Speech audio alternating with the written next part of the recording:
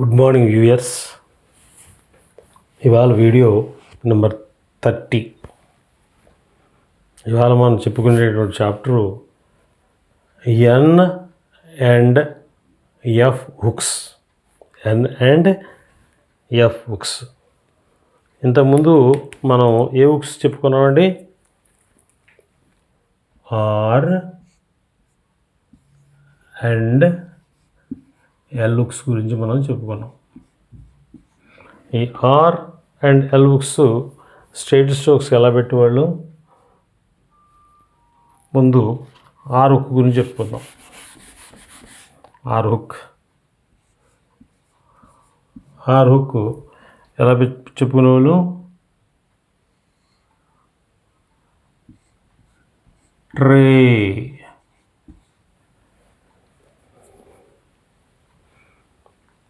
Straight స్ట్రోక్కి ఇనీషియల్గా right మోషన్లో కనుక, దిస్ ఈజ్ రైట్ మోషన్లో కనుక స్మాల్ హుక్ పెట్టినట్టయితే మనకి ఆర్ హుక్ వచ్చేది. రైట్. ఇప్పుడు ఎన్ హుక్,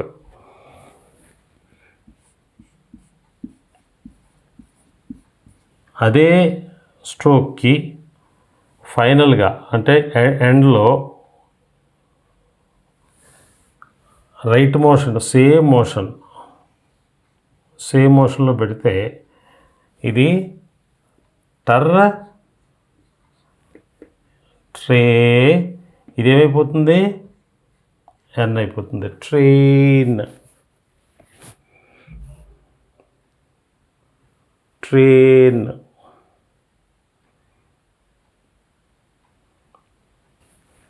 అలాగే ఈ టర్ లేకుండా మామూలుగా ఎన్ హుక్ పెట్టాలంటే ఎలాగండి? బెన్ ఉంది. బెన్. బీకి ఇదివరకు ఏం చేసుకునే వాళ్ళు? స్ట్రోక్ ఎస్ రాసుకునే వాళ్ళలాగా. ఇప్పుడు అక్కర్ లేకుండా అది స్మాల్ హుక్ చేత రిప్రజెంట్ చేస్తాడు. బెన్. ఏ మోషన్లో రాయాలి? ఎన్ హుక్ రైట్ మోషన్లో రాయాలి. Right. Examples, Ben examples: Ben, tone, chain, coin. Coin చూడండి అలా రాస్తాడు. కాయిన్ ఇది ఏంటిది? డిఫ్తాంగ్. కాయిన్. ఎన్నుకు ఎలా రాస్తున్నాం మనం? రైట్ మోషన్ రాస్తున్నాం. కాయిన్, రెయిన్, హోన్. ఇది మీరు పేజ్ నెంబర్ 62 తీయండి. పేజ్ నెంబర్ 62లో ఫస్ట్ పారా 78 పారాలో మీకు రాస్తాడు. బెన్ ఎలా రాశాడు? అలాగే tone, TN hook. Coin, chain, chay N hook. Coin, KN hook. అలాగే rain, ray N hook. And hone, HN hook. ఇప్పుడు ఎన్ హుక్ ఎలా రాయాలండి? ఎన్ హుక్ రైట్ మోషన్ తోటి రాయాలా? ఇంతకుముందు ఇది కూడా మనం రైట్ మోషన్ తోటి రాసాం, ఆర్ హుక్. కాబట్టి ఈ ఆర్ హుక్, ఎన్ హుక్ రెండు కూడా రైట్ మోషన్ తోటి రాయాలని చెప్పడానికి పారా నెంబర్ 79 ఒకసారి తీస్తే దాంట్లో చూడండి, బ్రెయిన్ ఇలా రాస్తాడు. చూడండి, బ్రెయిన్.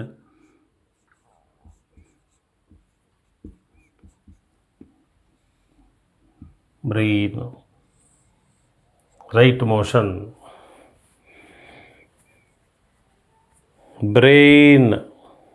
ట్రైన్, ఇది ఇక్కడ రాశాను, ట్రైన్. అలాగే క్రేన్. ఇవన్నీ కూడా మనం రైట్ మోషన్ తోటే రాస్తాం. అర్థమైందా ఇక్కడ దాకా? ఇది స్ట్రైట్ స్ట్రోక్కి ఎన్ హుక్ పెట్టడం. ఇప్పుడు స్ట్రెయిట్ స్ట్రోక్ కాకుండా ఇంకేమున్నాయి మనకి? స్ట్రోక్ కాన్సనెంట్స్ ఇంకేమున్నాయి? కర్వ్స్ ఉన్నాయి. కర్వ్స్కి ఎలా రాయాలా? For example page number para number 80 తీయండి మీరు. 80లో ఫెయిన్ ఇలా రాస్తాడు. అంటే ఎన్హుక్ కర్వ్డ్ స్ట్రోక్స్కి ఎలా రాయాలి? ఇన్సైడ్ కర్వ్ రాయాలా? ఇంతకుముందు స్ట్రైట్స్ ఈ ఎఫ్కి ఫైనల్గా రాయాలి, ఎన్హుక్ రాయాలా? ఫెయిన్. అలాగే థిన్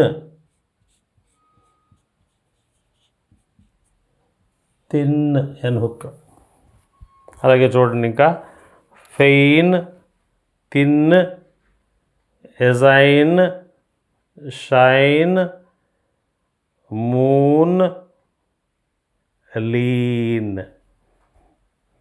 ఇవన్నీ కూడా కర్వ్డ్ స్ట్రోక్కి మనకి ఎన్హుక్ పెట్టడం కోసం. తర్వాత మరి ఎఫ్హుక్ గురించి చెప్తాడు. ఎఫ్హుక్ గురించి ఏది?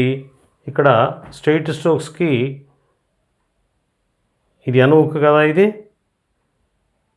ఎఫ్హుక్ గురించి చెప్తాడు. అది మీరు పేరా నెంబర్ 81 ఒకసారి చూడండి. అక్కడ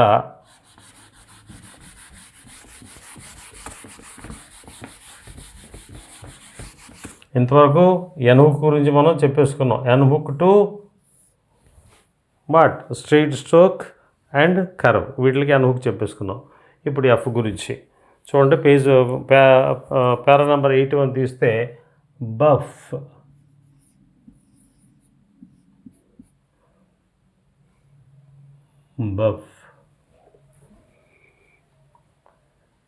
మనం బీకి ఎల్లుకి ఎలా పెట్టుకోవాలి అండి? పైకి సరే తర్వాత చెప్తాను. బీకి ఫైనల్గా ఈ హుక్ లెఫ్ట్ మోషన్ గనక పెట్టినట్టయితే అది బఫ్ అవుతుంది. ఇంతకుముందు బఫ్ ఎలా రాసేవాళ్ళు? మనం బిఎఫ్ ఇలా రాసేవాళ్ళు. ఇప్పుడు అలా రాయక్కర్లా, షార్ట్ అని చేసేస్తూ ఉంటాడు, బాగా తగ్గిపోతూ ఉంటాయి. మీరు ఆశ్చర్యపోతారు. ముందు ఎంత షార్టనింగ్ వర్డ్స్ రాస్తామంటే అంత షార్టనింగ్ వర్డ్స్ రాస్తాం. చిన్న ఎగ్జాంపుల్, ఆల్ ఓవర్, నేను ఎంతసేపు రాస్తాను చూడండి. ఆల్ ఓవర్ ద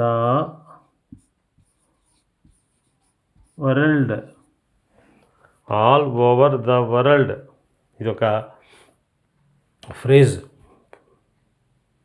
దీన్ని ఎంత సింపుల్గా రాసేస్తాడు చూడండి, అయిపోయిందంతే. This is all over the world. అంత సింప్లిఫై చేస్తాడు. ఎంచేతంటే అలా చేయకపోతే మనం స్పీడు చాలా స్పీడ్ రాయాలి.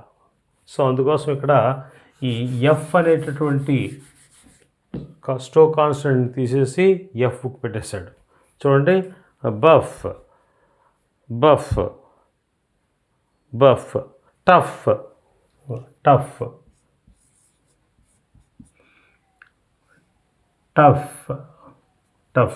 ఎలా రాశాడు?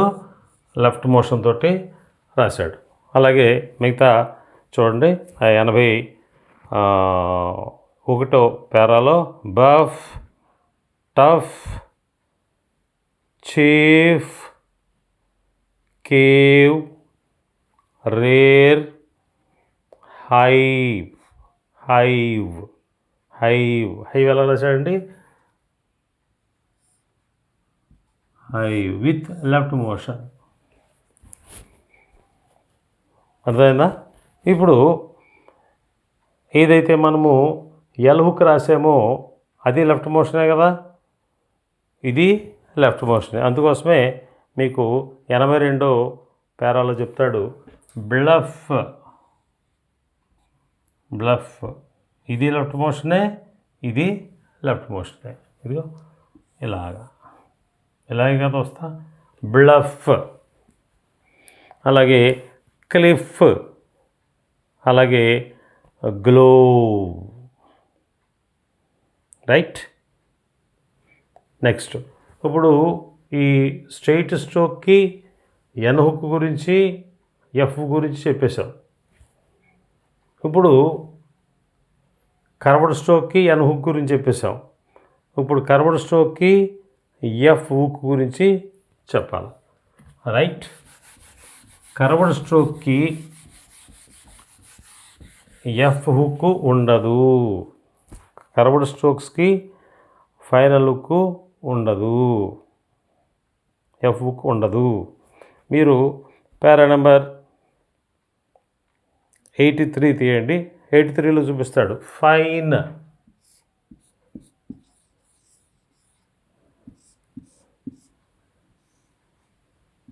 ఇలా రాస్తాం. ఫైన్ ఇలా రాస్తాం. 5 ఇలా రాయవలసిందే పూర్తిగా. ఎందుకోసం చెప్పండి? ఎన్ హుక్ ఇక్కడ ఫైనల్గా ఎన్ హుక్ పెట్టేసాం. ఇంకా ఫైనల్గా ఇంకెక్కడి నుంచి పెడతాం? కానీ స్ట్రెయిట్ స్ట్రోక్ అలా కాదు. స్ట్రెయిట్ స్ట్రోక్కి 2 ప్లేసులు ఉన్నాయి. ఇక్కడ ప్లేస్ ఒకటి ఉంది, ఇక్కడ ప్లేస్ ఉంది. ఈ ప్లేస్లోనేమో ఎన్ పెట్టాం, ఈ ప్లేస్లోనేమో ఎఫ్ పెట్టాం. దీనికి ఇక్కడ ఎన్ పెట్టేసాం, ఇంకా ప్లేస్ ఎక్కడ ఉంది? మిగలలేదు అక్కడ. అందుకోసం పూర్తిగా రాసుకోవాల్సిందే.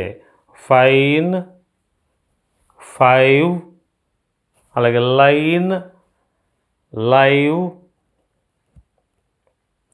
9, అలాగే మూన్, అలాగే మూవ్.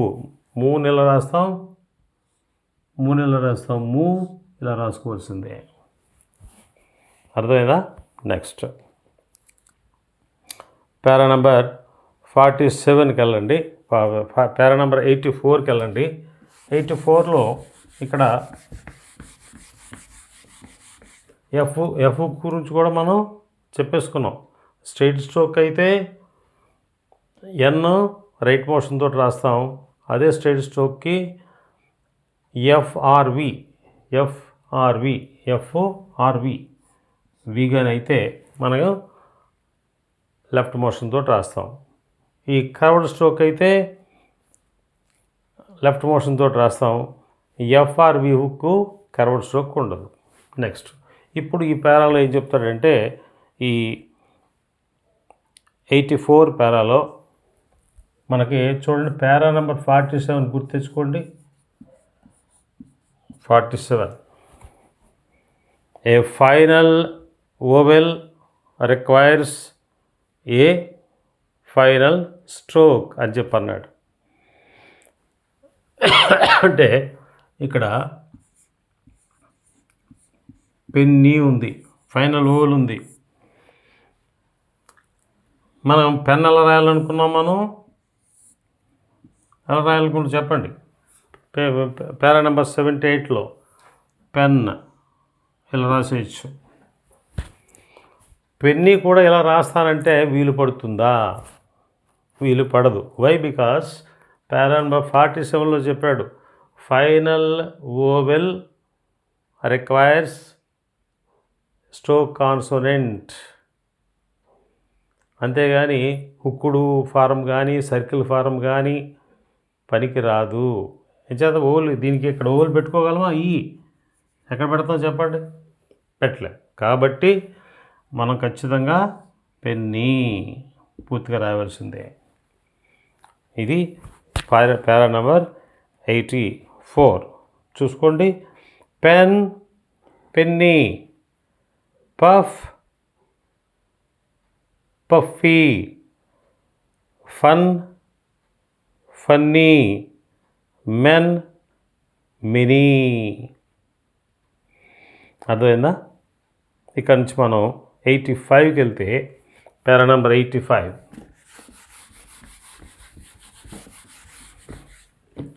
పారా నెంబర్ 85లో ఏం చెప్తాడంటే, ఎల్ఎన్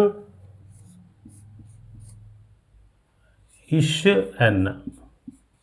ఎల్ఎన్ చూడండి, ఇది ఎల్ఎన్, ఇది ఇషన్, ఇది ఈ ఎల్ఎన్ ఇషన్నుని కన్వీనియంట్ ప్రకారంగా ఇది ఇలా రాసాం కదా, ఇది ఇలా రాసాం కదా, ఈ ఎల్ఎన్ ఇలా కూడా రాసుకోవచ్చు. చూడండి, ఇలా కిందకి. ఇషన్ను కిందకి రాసాం కదా, ఇలా పైకి కూడా రాసుకోవచ్చు కన్వీనియంట్ ప్రకారంగా. దానికి ఎగ్జాంపుల్స్ ఇచ్చాడు చూడండి మీకు. గ్యాలన్, గ్యాలన్ ఇలాగా పైకి ఇచ్చాడు. మెలన్ అది కూడా పైకి ఇచ్చాడు. కానీ ఫాలన్ ఏం చేశాడు చూడండి, ఫాలన్ ఏం చేశాడండి, ఇలాగ డౌన్కి రాశాడా లేదా, డౌన్కి రాసేయచ్చు. అలాగే ఎనిలైన్, ఎనిలైన్, ఎనిలైన్, ఎనీ లైన్ అలాగా కిందకి రాశాడు. అలాగే సిచ్యుయేషన్, షన్ను సిచ్యుయేషన్, సిచ్యుయేషన్ ఇట్లా ఇచ్చాడు. సిట్ ఇలా రాశాడు, కిందకే రాశాడు. కాకపోతే ఎక్స్టెన్యుయేషన్ అని చెప్పి ఉంది. ఎక్స్టెన్యుయేషన్ ఇలా పైకి రాస్తాడనమాట. అంచేత కన్వీనియంట్ ఎలాగుంటే అలా రాసుకోమని చెప్పి చెప్పడం జరిగింది దీంట్లో. అలాగే 86 పారా ఒకసారి మీరు చూస్తే 86 పారాలో ఈ ఎన్ హుక్కు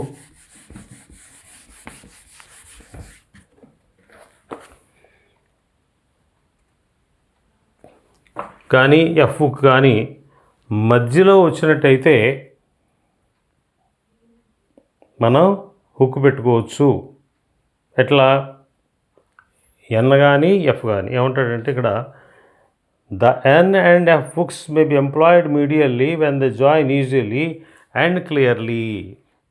వీలుగా ఉన్నప్పుడు ఎన్నకు బదులు హుక్ పెట్టుకోండి, ఈజీగా లేనప్పుడు పూర్తిగా రాసుకోవాలి అని చెప్పి ఎగ్జాంపుల్స్ మీకు చెప్పాడు. దాంట్లో ప్లెంటీ,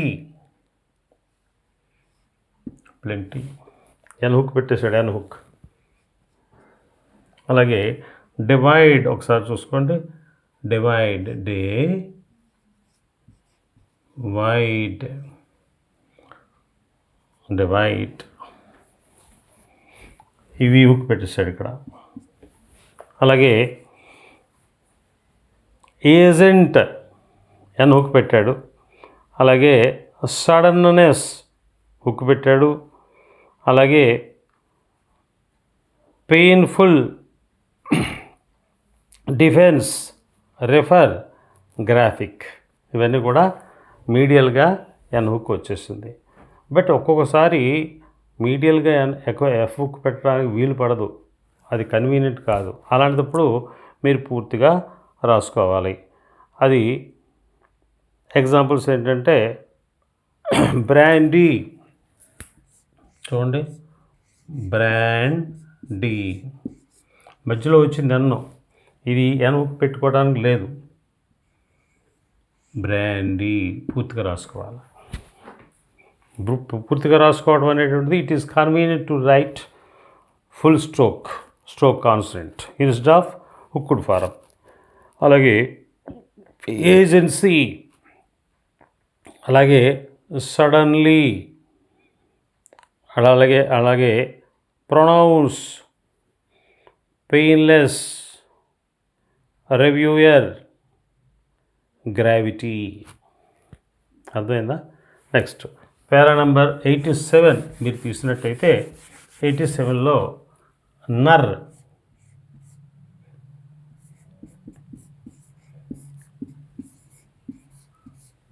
ఇదో సెలబుల్ కదా, నర్ సెలబులా కాదా చూడండి.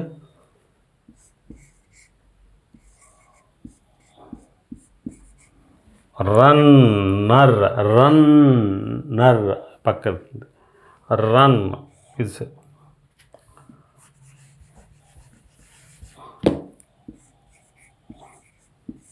రా నర్ నర్ అనేటువంటి సిలబుల్. ఈ సిలబుల్ ఎలా రాయాలి? నర్రు ఇలా రాయాలి. ఈ నర్రు ఎప్పుడు రాయాలా, ఎప్పుడు రాయలేము అన్నది ఇక్కడ క్లియర్గా చెప్పాడు. స్ట్రెయిట్ అప్ స్ట్రోక్ తర్వాత కనుక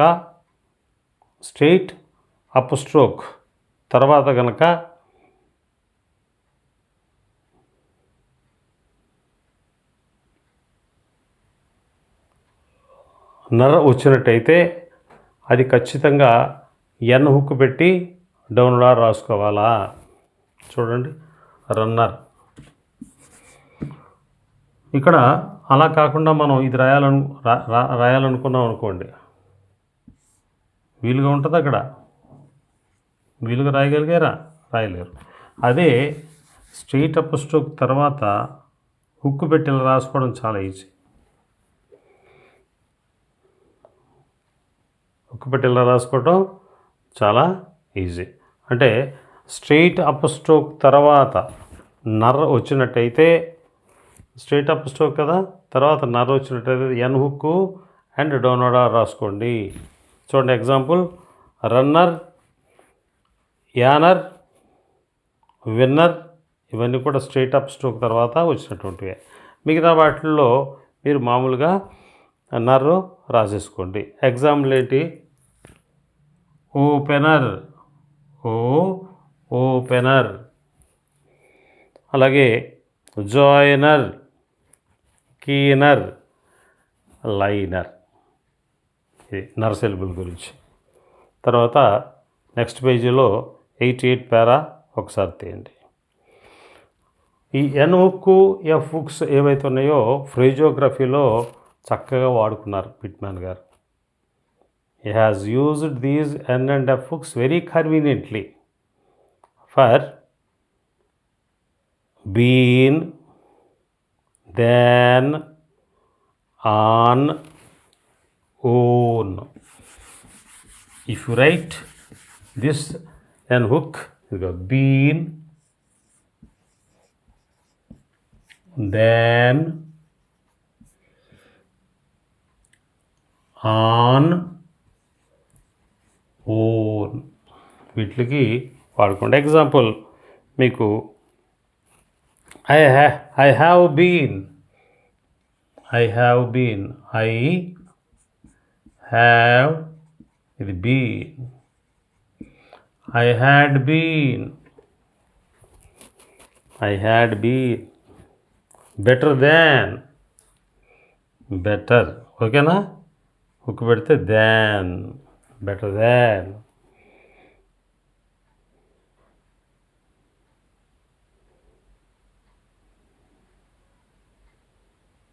Carried on, this is on, carried on. Their own, our own, like that. which have కూడా, ఆఫ్ కూడా, which have, అవుట్ ఆఫ్. ఇలాగ ఫ్రేజోగ్రఫీలు కూడా వాడుకోవటం జరిగింది. ఇదండి N hooks and F hooks lesson. దీంట్లో గ్రామ్లాక్స్ కూడా ఉన్నాయి. ఓసారి గ్రామ్లాక్స్ తీయండి. Been, B N hook on the line been. J N hook on the line generally. Th N hook through the line within. Circles Th N hook on the line southern. Nar N hook above the line northern. అలాగే behalf, B F hook above the line behalf. Advantage, D V hook above the line advantage. D V hook through the line difficult. So మీరు ఏదైతే ఈ chapter ఉందో ఇదంతా కూడా ఒకసారి జాగ్రత్తగా practice చేసుకోండి. ప్రాక్టీస్ చేసుకుని 51, 52 గ్రామ్లాక్స్, 53, 54 మీరు చేసేసినట్టయితే నెక్స్ట్ చాప్టర్లో నేను వేరే డిక్టేషన్ నెక్స్ట్ వీడియోలో మీకు దీని మీద డిక్టేషన్ ఇస్తాను. Until then thank you.